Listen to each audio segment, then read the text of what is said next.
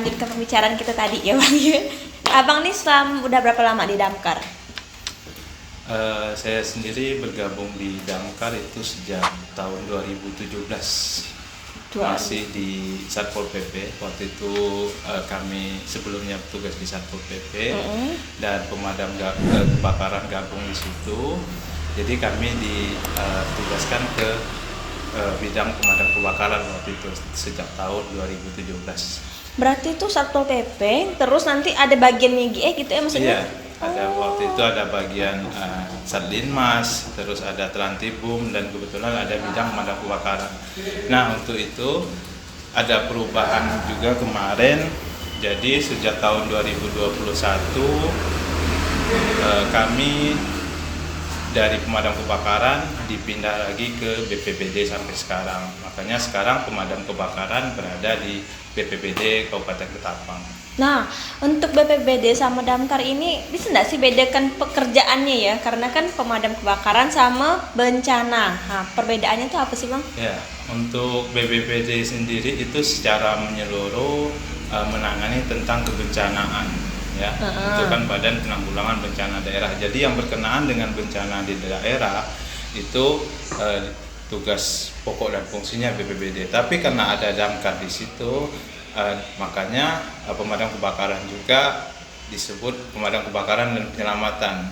Jadi di situ terkadang juga pemadam kebakaran ditugaskan untuk menangani banjir dan lain sebagainya. Jadi kita menginduknya ke BPBD sekarang. Oh, jadi dalam satu kantor BPBD cuma ada bagiannya lagi gitu ya? Iya, ada beberapa bagian di situ, ada beberapa bagian, makanya bidang pemadam kebakaran ini masuk ke bidang kedaruratan logistik dan rekonstruksi. Rekonstruksi. Nah, dari Abang sendiri nih, kan Abang kan di tim Damkar. Ya. Selama bertugas dari 2017 ya sampai sekarang, ada nggak sih hal-hal lucu yang Abang alami gitu Bah dalam menjadi Damkar? Soalnya kayaknya dari media Abang sendiri tuh ada hal-hal lucu yang mungkin bisa Abang ceritakan di sini. Untuk hal-hal yang lucu lah ya nih. Yang lucu sebenarnya banyak sekali hal-hal yang lucu yang memang mungkin bukan orang nggak nyangka itu dilakukan oleh petugas pemadam kebakaran, seperti kadang ada kunci jatuh dalam got, terus ada juga laporan kucing di atas pohon. Ada gak minta bantu? Iya, kucing bawah rumah nggak bisa keluar.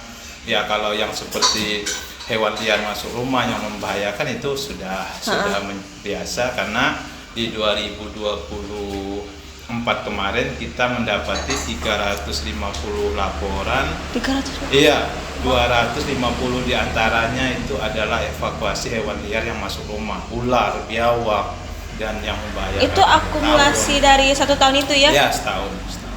Banyak sampai 300 lebih laporan. Iya, hampir statusnya seperti itu. Itu semua dilakukan Bang? Ya, itu yang dikerjakan dan dilaporkan. Hal kecil pun kayak gitu, ambil kunci segala macam itu dilakukan? Iya, dilakukan. Oh, karena biar bagaimanapun apabila masyarakat sudah melaporkan dan kita merespon. Nah, merespon apa aduan masyarakat itu. Nah, kayak mobil amblas itu sering juga kita bantu kan. Terus ada yang mobil terprosok, apalagi sampai masuk parit. Ya, seperti itu. Oke, luar biasa nih. Untuk sampai sini aja kita udah tahu nih pengalaman Bang M. Kardi. M itu berarti Muhammad ya? Iya, Muhammad Karyadi. Oke, terkenal di Facebooknya itu dengan Instagram itu M. Kardi Damkar. Ya, nah, beliau ini bekerja di bidang pemadam kebakaran yang berada di kantor BPBD. Berarti kita akan berbicara seru nih sama Bang Kardi pada hari ini. Kita manggilnya Abang kan Bang ya? Ya, boleh. Oh, bukan Bapak mana nih? Aman ya Bang Kardi? Oke, nah jadi tuh selama bekerja di bidang Damkar ini, apa sih yang bikin Abang tuh kayak bertahan di sini dari 2017 nih? Ya, waktu itu kita sebelum pindah ke BPBD pernah dapat pilihan bertahan di Satpol PP atau lanjut ke Damkar. pemadam kebakaran. Akhirnya kita semua yang sudah berada di bidang itu memutuskan kita untuk lanjut di pemadam kebakaran karena kami merasa di situ juga kita untuk tugasnya banyak membantu masyarakat, berhubungan langsung dengan masyarakat yang berkenaan dengan ya bahaya tentang bahaya kebakaran, bahaya hewan liar. Nah, sekarang ditambah lagi tentang kebencanaan karena ada BPBD. Tapi kan Bang itu resikonya tinggi. Kenapa Abang mau ngambil pekerjaan yang beresiko tinggi ya? Karena kan kita nggak tahu nih pemadam kebakaran ini kan pasti nggak selalunya hal-hal yang kecil ya kayak misal kunci segala macam. Pasti ada hal besarnya yang akan dihadapi. Kenapa Abang milih bertahan di situ? Ya, kalau masalah resiko semua pekerjaan penuh dengan resiko. Tapi untuk kita sendiri karena memang sudah untuk saya pribadi sudah beberapa kali mengalami yang namanya hampir kehilangan nyawa karena pekerjaan, hampir ketimpa bangunan roboh, kesetrum di waktu itu, di waktu kebakaran. Kesetrum Bang? Iya, kesetrum karena kebakaran itu yang paling berbahaya adalah tentang listriknya. Makanya kalau pemadam kebakaran sebelum melakukan pemadaman kita upayakan dulu supaya listriknya sudah tidak ada lagi, sudah diputuskan supaya ketika kita melakukan pertolongan atau pemadaman kita juga sudah aman karena selain menolong orang kita juga harus selamat. Iya betul ya. Nah waktu yang kesetrum tuh Bang itu dalam tugas yang mana ya?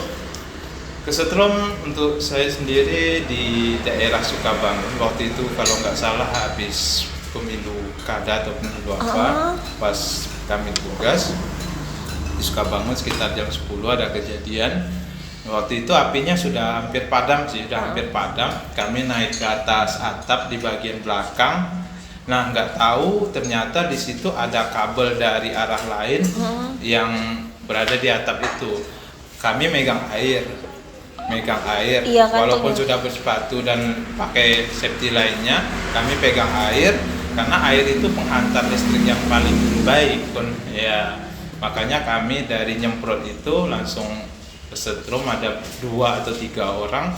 Kami lepas waktu itu dan kami putuskan untuk turun terlebih dahulu mengamankan diri sambil untuk listriknya diamankan. Kesetrum ini nggak sampai yang jatuh koma segala macam ya? Enggak. Cuma kayak tahu nih yang kesetrum gitu ya? Udah lumayan parah tapi ada kawan yang cepat membantu, kita saling membantu. Nah pas itu kita langsung turun, kita siapkan strategi lain lagi.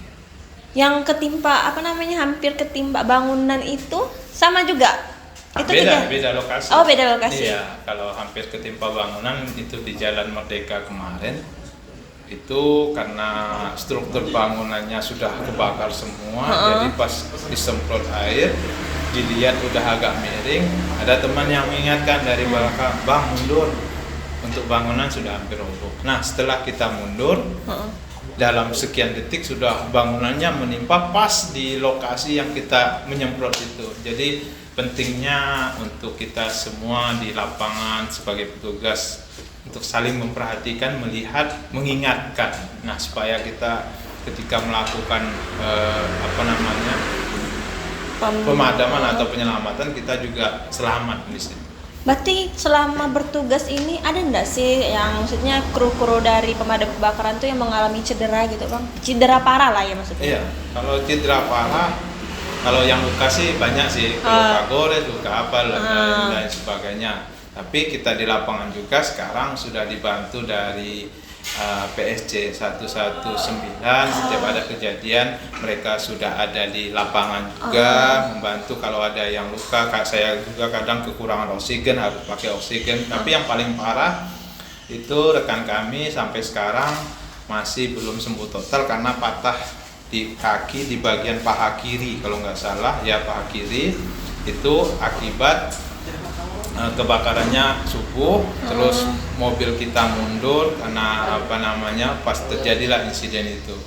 Oh, langsung terjadi insiden di situ ya. Iya. Tapi bukan karena pas lagi di dalam Enggak, bangunan enggak. itu ya, Bang Bukan ya. lagi di dalam. Kalau di dalam bangunan kebanyakan kita cuma luka gores, susah napas karena itu asap racun semua kan.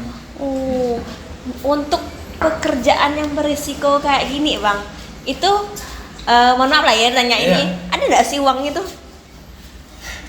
Kalau kita melakukan bantuan kepada masyarakat, baik itu karena kebakaran, evakuasi hewan liar, terus pertolongan lainnya, minta bukaan pintu dan lain sebagainya karena pintu terkunci, itu pelayanannya semua gratis.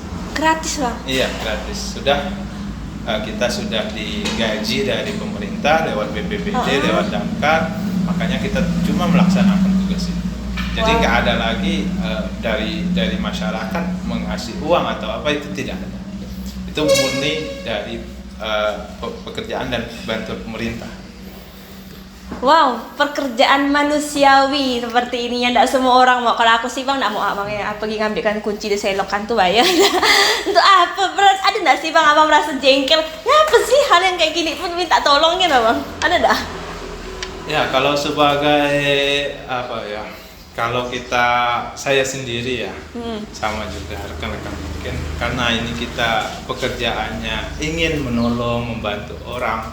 Jadi kita apapun keluhannya di masyarakat, apabila sudah masuk laporannya ke kita, sudah dapat izin dari pimpinan, kita langsung turun ke lapangan. Untuk hasilnya bisa apa enggak itu udah nomor kesekian.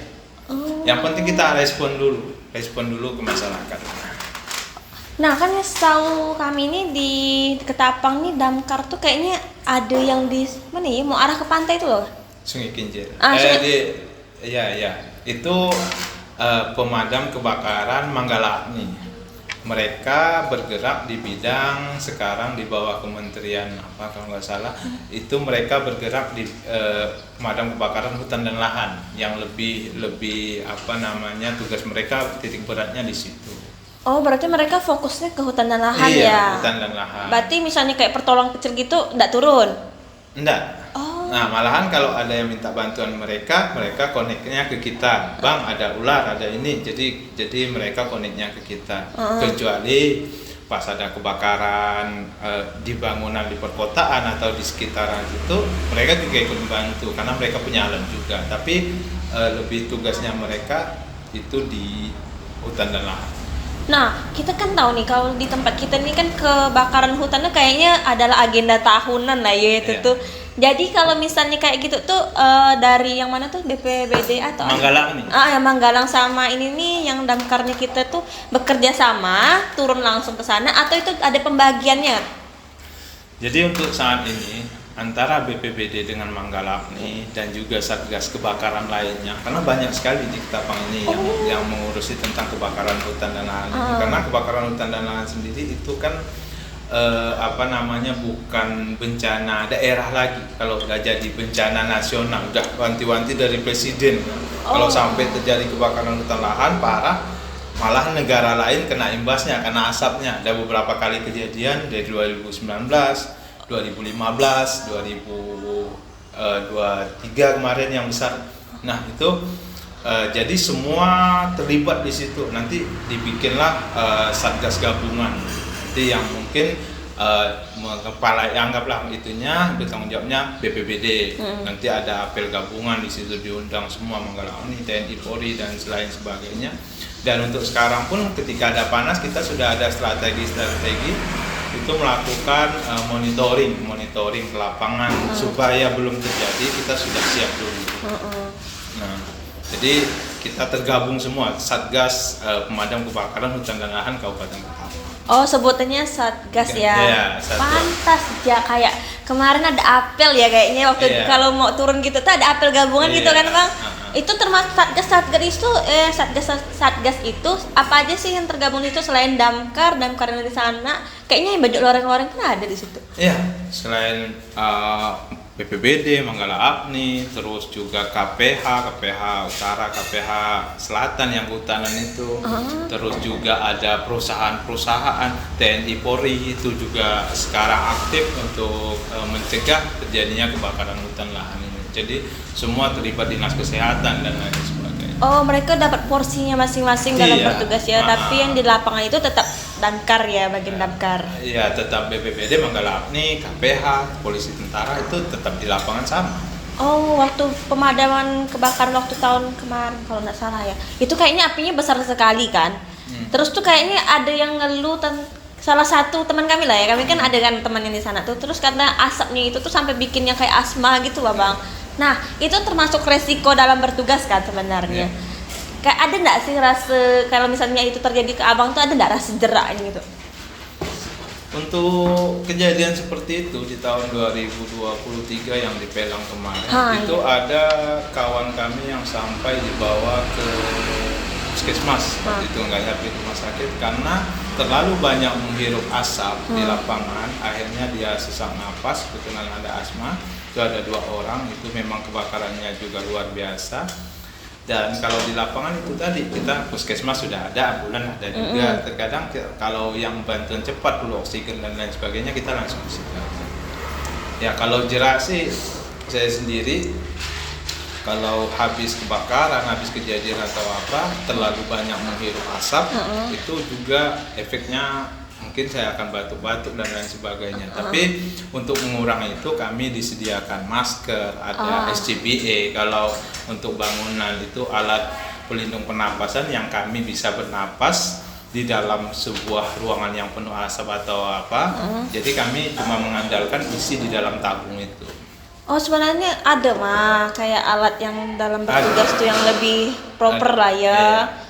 Tapi itu kan terbatas kayaknya bang ya. Iya terbatas. Kalau di lapangan kita cuma kadang pakai masker. Maskernya ada yang full face dalam artian semua wajah tertutup semua. Tapi ada juga yang masker yang cuma untuk di hidung dan bagian mulut, tapi ada filternya. Jadi ada saringan dulu.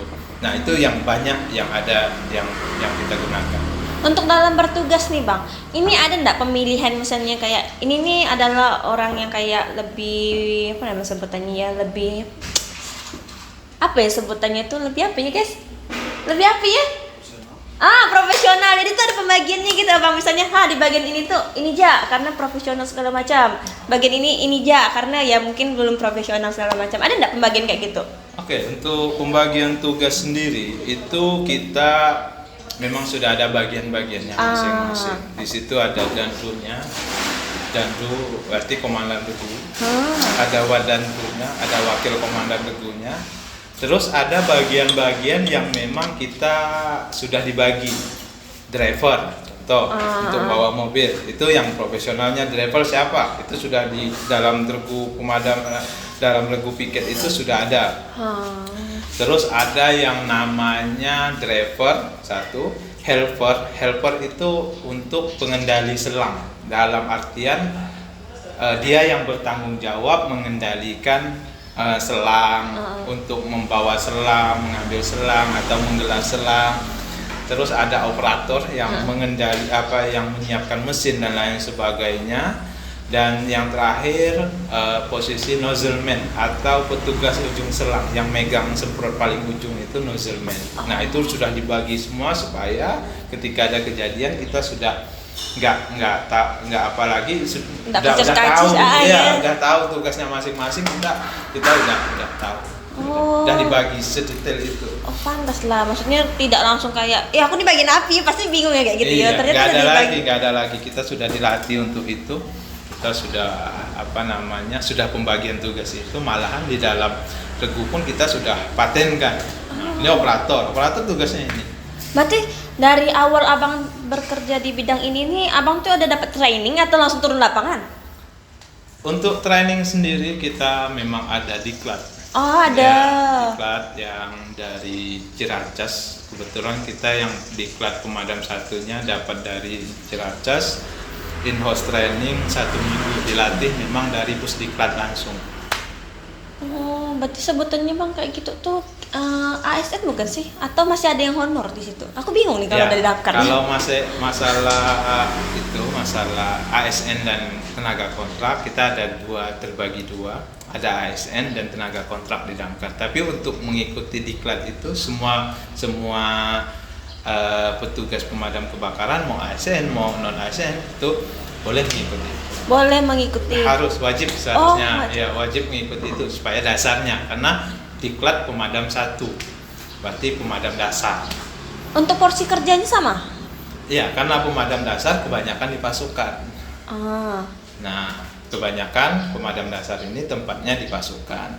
Terus di atasnya itu lagi ada diklat lain lagi seperti rescue, penyelamatan, dan kemarin juga kami sudah melakukan diklat lanjutan, ada 2 orang, saya sendiri sama Bang Elias, itu diklat inspektur kebakaran. Itu inspektur kebakarannya langsung di Ciracas hampir 1 bulan di sana diinapkan. Tapi yang training kita cuma panggil Patih di Ketapang, tapi sama sertifikatnya ada, sertifikat dari Ciracas. Oh, berarti ini sebenarnya untuk abang sendiri turun pun tidak sembarangan turun ya, ada sertifikatnya, ada trainingnya, ada diklatnya yang profesional sekali. Selama diklat tuh bang, abang diajarkan dalam bertugas di lapangan atau cuma materi-materi ya? Di diklat sendiri ada 2 materi. Yang pertama materi di dalam kelas, materi teori. Yang kedua langsung praktek. Nah, ada prakteknya juga. Di situ habis teori kita selesai praktek. Makanya dalam 1 minggu itu kita diklat teori terus praktek, sama yang di sana juga selama 1 bulan kita teori, praktek juga. Malahan sampai prakteknya ke lapangan. Oh, ternyata dari situ kami ya. Berarti kan belajar lah ya, akrab diri, terus langsung ke lapangan di sini dipelajari lagi buat orang-orang. Setelah abang di sana, abang mengasihkan diklat lagi di sini atau itu cuma di saving ke diri abang sendiri untuk jadi abang kembangkan gitu? Untuk kita, karena itu inspektur kebakaran berkenaan dengan inspeksi atau pemeriksaan peralatan kebakaran yang ada pada bangunan-bangunan. Jadi kita tidak bisa memberikan diklat lagi di sini.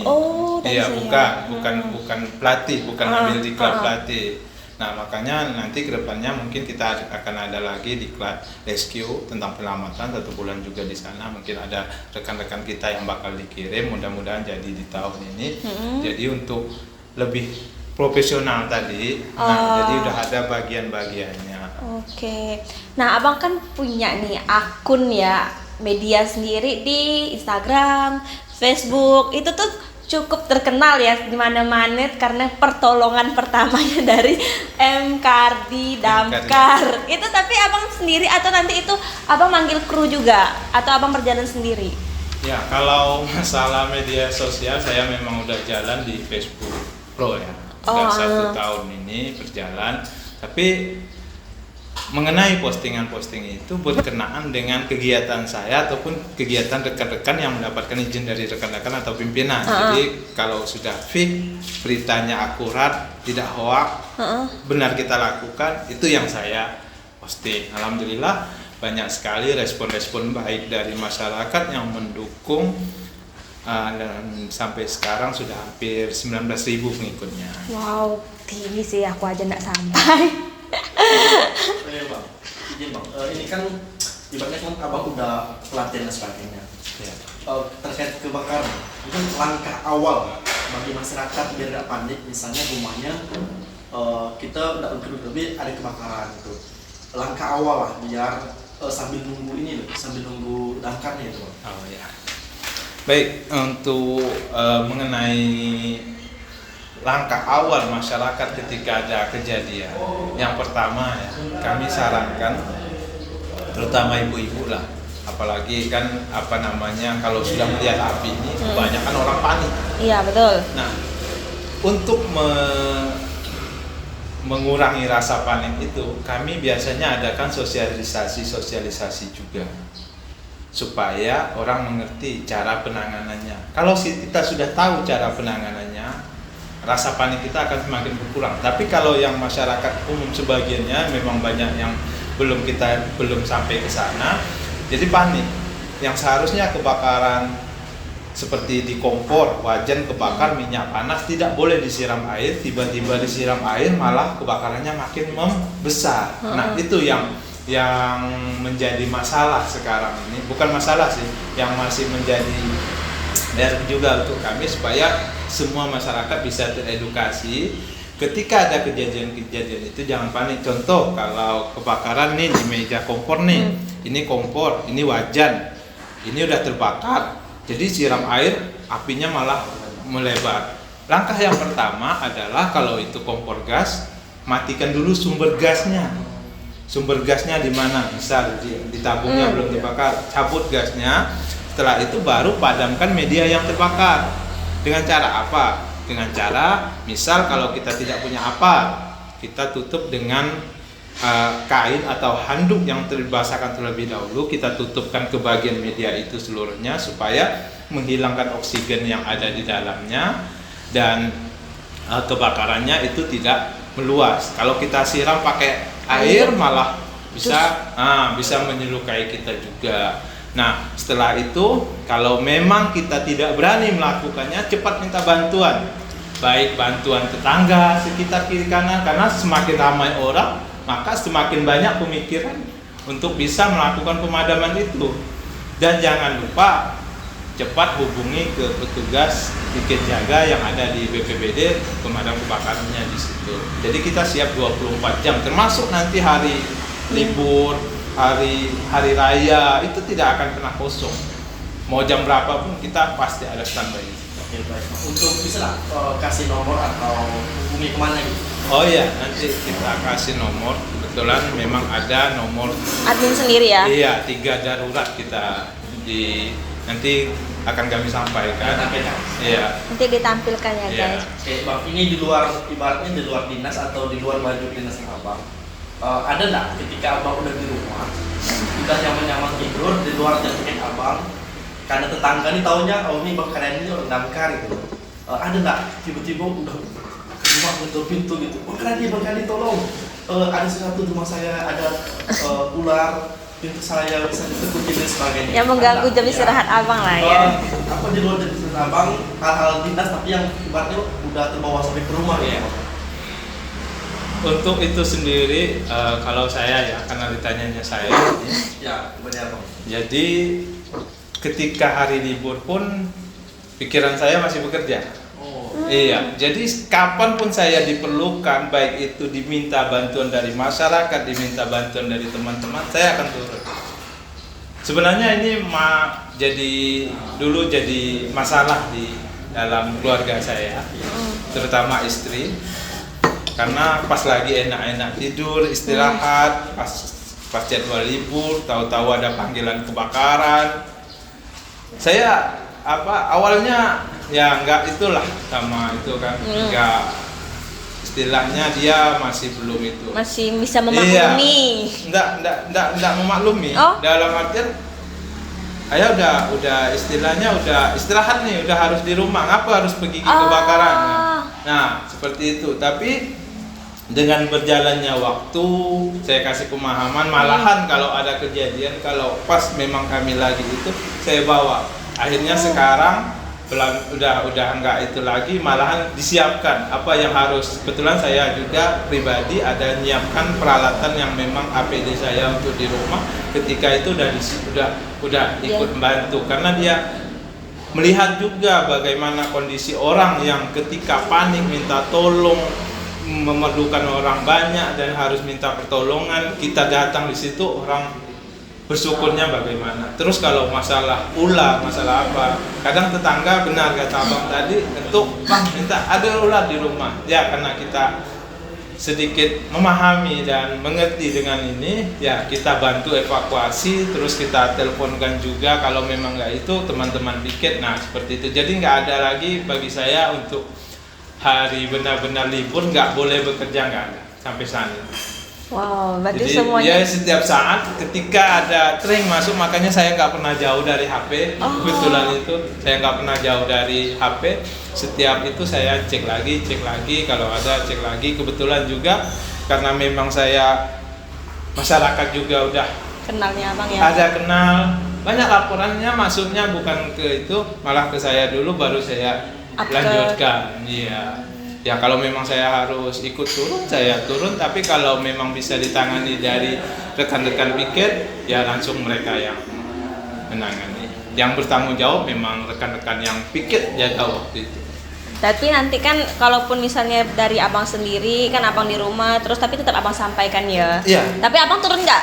Atau cuma nyampaikan aja? Tergantung. Tergantung. Iya, kalau kejadiannya seperti apa, kita bisa menilai nih kejadiannya kebakarannya. Kalau seperti kemarin kejadian kebakaran yang di Hotel Borneo, itu kejadiannya lumayan besar karena personil kita juga terbatas, masih banyak kekurangan. Jadi kami membantu, membackup juga di sana. Nah, jadi kalaupun kebakarannya sudah cuma kebakaran kompor, terus sudah ditangani juga, terus kita tinggal lakukan pengecekan atau pendinginan, itu saya biasanya nggak turun lagi. Tapi itulah kebakaran itu kebanyakan orang api kecil katanya sebagai kawan, pernah dengar nggak? Api besar sebagai lawan. Saya rasa itu masih kurang tepat, ya, karena api kecil ataupun besar apabila itu sudah membahayakan itu sudah disebut kebakaran. Nah, contoh apa? Api rokok, orang yang merokok. Kebetulan saya nggak merokok. Ya. Jadi api rokok tiba-tiba apinya jatuh ke celana. Kalau dibiarkan bahaya nggak? Bahaya pasti. Bakal celananya bolong, bisa luka bakar. Nah, itu harus kita cepat padamkan. Makanya api besar ataupun kecil apabila itu sudah membahayakan itu sudah disebut kebakaran. Makanya di masyarakat juga kami menghimbau sekarang ketika ada kejadian-kejadian mau kebakaran besar, kebakaran kecil, segera hubungkan, segera informasikan karena kami udah siap 1 kali 24 jam dan itu tidak dipungut biaya. Jangan takut sampai di mau kebakaran motor, kebakaran apa. Jadi semakin cepat kita dihubungi, semakin cepat datang, itu semakin cepat api bisa dikendalikan. Kami punya waktu respon time itu 15 menit. 15 menit di jarak tempuh 7,5 kilo. Mungkin dalam kota masuklah 7,5 kilo. Itu 15 menit setelah mendapat laporan kami harus sudah di lokasi, sudah menyemprotkan air. Itu standar pelayanan minimalnya, SPM-nya. Itu masuk dalam SOP kita, masuk dalam SPM, standar pelayanan minimal. Lewat itu kami dianggap gagal. Iya. Jadi berpakaiannya sekian detik. Wow. Kalau nggak salah saya kemarin kita bikin 40 detik aja berpakaian di sana, sudah masuk mobil jalan langsung ke lokasi. Paling jauh 7,5 kilo itu harus 15 menit. Lebih dekat lagi, lebih cepat lagi. Nah, makin cepat dihubungi, makin cepat juga kita bisa membantu. Berarti cara menghubungi damkar ini ada nomor yang kayak misalnya kayak PSC kan 199. Iya. Nah, kalau damkar tuh ada yang kayak gitu 3 nomor gitu enggak? Atau harus nomor HP WA? Kalau di daerah luar yang sudah memang damkarnya diri sendiri dan memang itu dia ada nomor khusus damkar 113. Oh. Ya. Tahu kan 113. Tapi untuk di Ketapang sendiri kita masih menggunakan nomor telepon di 0534 318. Terus di nomor WA 0852 4744 1113. Terus satu lagi nomor Pusdalop nanti ditampilkan ya. Nah, itu 3 nomor itu yang kita siap siaga selalu standby apapun laporannya di situ. Maka masuknya ke BPBD nanti tugasnya kemana nanti diarahkan. Oh, berarti memang ada admin yang standby 24 jam itu ya, Bang? Iya. Pernah nggak sih, Bang, kayak misalnya teledor gitu, maksudnya sebenarnya jam ini dikomunikasikan dari masyarakat itu dari udah 1 jam yang lalu, tapi damkar tuh baru bergerak karena adminnya gini-gini gitu, ada nggak sih? Jadi untuk kebetulan karena kantornya nomornya di nomor teleponnya juga di kantor itu, yang petugas pikirnya di situ, untuk human error-nya atau kegagalan seperti itu bisa dikatakan kecil karena banyak nomor di situ. Nggak bisa ini hubungi ini. Terus ada kadang-kadang itu karena kondisi alat komunikasinya, HP-nya mungkin karena udah lama atau apa sering error, jadi harus di restart lagi, harus dicek lagi. Nah itu terkadang, tapi kalau kebakaran sih rata-rata kita bisa respon cepat. Tapi kalau kadang ular, kadang apa, itu memang ada beberapa kejadian terlambat masuknya. Harusnya udah masuk jam itu, tapi kita langsung hubungi, itu. Kalau memang masih kita harus bantu, kita langsung berangkat. Tapi pernah dapat keluhan dari masyarakat cacian kayak gitu tentang hal-hal yang macamnya, Bang? Kan biasalah mulut masyarakat kita nih. Untuk saat ini kami sendiri bersyukur di daerah Kabupaten Ketapang ini tetap aman, nyaman, orangnya ramah-ramah, orang kita, Pak. Jadi hampir seluruhnya saya bilang respon positif. Wah, respon positif, berarti mendukung lah ya Iya. damkar. Iya. Nah, Bang, ini kan kayak Abang kan ada penangkapan nih kayak hewan-hewan yang kayak ular segala macam itu. Itu setelah ditangkap tuh gimana kan hewan itu? Ular pun ada terbagi menjadi beberapa jenis ya. Ada ular berbahaya dan ular tidak berbahaya. Ular berbahaya contoh ular kobra, terus ular-ular berbisa lainnya yang tidak terus yang tidak berbisa ada ular sanca. Jadi kebanyakan kalau yang memang itu kita nilai tidak berbahaya, kita rilis kembali, kita lepaskan lagi ke habitatnya di mana kita nilai di situ yang jauh dari pemukiman. Nah itu yang termasuk tidak dilindungi. Kalau yang dilindungi kita koordinasikan ke BKSDA dan lain sebagainya. Kalau ular sanca seperti biawak itu kan tidak dilindungi ya untuk saat ini. Jadi kita bisa melepaskannya di daerah yang memang jauh dari pemukiman dan di situ kita nilai aman. Sebenarnya untuk di alam sendiri itu sudah ada rantai makanannya ya. Di mana ada ular di situ pasti ada biawak. Biawak untuk menekan populasi ular supaya jangan terlalu banyak makan telurnya dan lain sebagainya.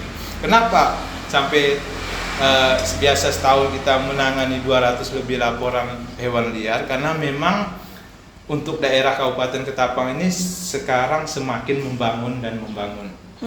Jadi di mana yang awalnya itu hutan habitatnya dibikin perumahan, akhirnya dia nggak ada tempat lagi, masuklah ke dalam rumah ya. Makanya sampai ular kobra, ular sanca, dia sebenarnya tidak mau berdekatan dengan manusia, dia lebih memilih menghindar dari manusia. Tapi karena memang sudah tidak ada tempat lagi, akhirnya ya banyak kejadian itu. Nah untuk yang paling banyak itu ular sanca sama tawon. Kalau orang Ketapang tabun. Nah yang besar itu. Nah kalau tabun sendiri saya punya pengalaman yang tadi saya ceritakan, hampir hilang penglihatan gara-gara tabun itu ya, karena memang safety kami kurang, masih awam juga. Jadi pas pelaksanaan evakuasinya saya disemprot racunnya, kena ke mata. Itu sakitnya nggak bisa diceritakan lah, luar biasa. Itu sampai dibawa ke rumah sakit dan berobat. Sekarang pun masih ada agak kabur terkadang. Ya gara-gara itu. Terus kalau yang kena ke tangan, kena ke lain-lain itu rata-rata kawan pernah mengalaminya. Iya. Ini mungkin satu lagi saya. Saya juga pernah lihat kayak momen atau di sosial media tuh kayak kesigapan damkar yang seperti abang ceritakan tadi, butuh cuma berapa detik untuk ganti baju. Saya ada lihat video di Instagram. Di markas damkar misalnya lagi nonton misalnya final Piala Dunia, ini abang lihat kan? Tiba-tiba ada panggilan, semua meninggalkan keriuhannya dalam nonton, langsung pakai langsung berangkat. Di Ketapang sendiri pernah terjadi momen seperti itu, misalnya kayak abang lagi asik, misalnya lagi sambil nunggu panggilan, lagi asik main kartu dan sebagainya, dan mungkin lagi nonton bola, timnas dan sebagainya, ada nggak momen-momen hal kayak gitu, Bang? Untuk momen seperti itu ya kami rata-rata waktu pas tidak ada panggilan dan lain sebagainya, kami dengan kegiatan masing-masing nih. Ada yang nonton, terkadang ada yang mengisi waktu, ada yang main kartu, ada yang buat laporan dan lain sebagainya. Pas ada kejadian memang kita harus semuanya merespon. Nah disitulah kami terkadang lagi rame-rame nih makan nih, masak mie misalnya, masak mie makan. Tiba-tiba mie-nya belum masak, udah dimasukkan, ada laporan, tinggal semua tuh, tinggal sekali datang udah mie-nya udah besar semua kan. Tapi ya kita tinggal datang, tinggal ya ketawa aja, makan lagi kalau yang mau makan kan. Terus kadang kalau sudah larut malam, subuh, tidak semua kan yang jaga, cuma yang bagian operator dan lain semuanya. Pas ada kejadian itu kita dibangunkan, itu kita lihat reaksi masing-masing itu ya, karena orang bangun tidur terkejut tidur, apalagi subuh itu udah ya itulah jadi cerita tersendiri untuk kami. Ya. Jadi kalau terakhir saya appreciate sekali dengan cerita Bang Kardi. Mungkin belum banyak orang yang tahu cerita sebenarnya. Betul. Termasuk kayak misalnya keluarga udah menerima pekerjaan. Saya sampai merinding pada Bang Kardi kayak misalnya dari rumah terus kesigapan dan sebagainya. Saya pribadi appreciate sekali dengan sikap Bang Kardi dan kawan. Ibaratnya udah menyerahkan sepenuh jiwa raganya untuk membantu masyarakat, termasuk yang paling vital itu kebakaran.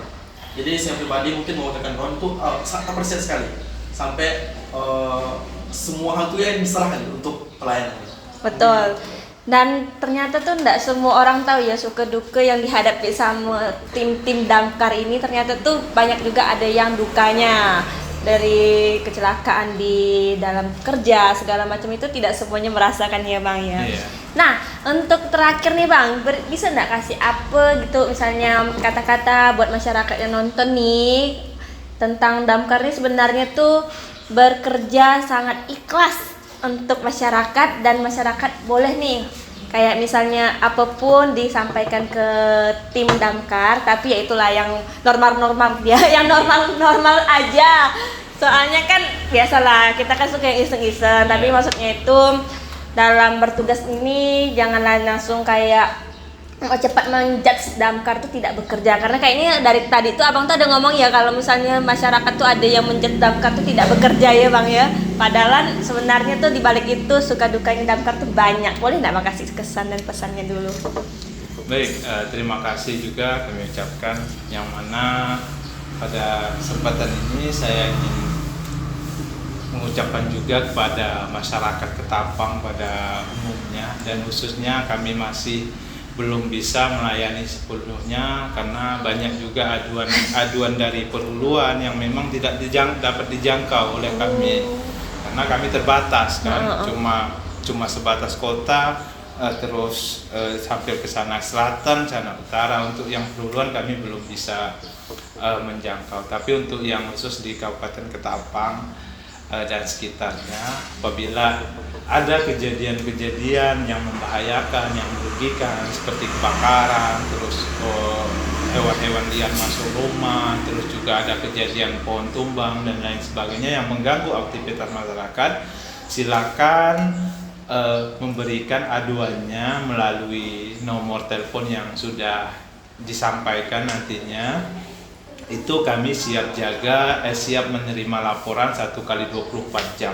Jadi jam berapapun, mau hari libur atau hari raya, itu pelayanan BPBD Pemadam Kebakaran itu tidak pernah ada liburnya. Jadi jangan sungkan, jangan ragu, dan juga itu pelayanan kami gratis dalam membantu masyarakat.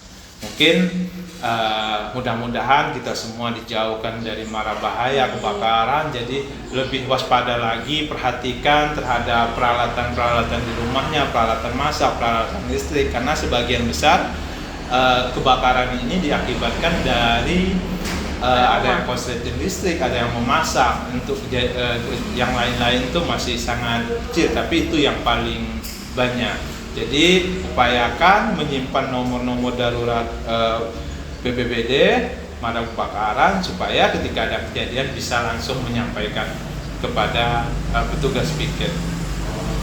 Mungkin itu yang bisa.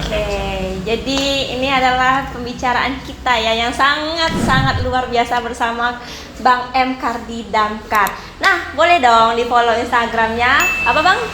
Ya, untuk saya sendiri punya akun media sosial, Facebook M Karyadi Damkar, dan Instagram juga M Karyadi Damkar. Silakan untuk sahabat-sahabat semuanya yang ingin mengetahui giat-giat kami, keseharian kami, silakan. Walaupun terkadang ada juga itu giat pribadi.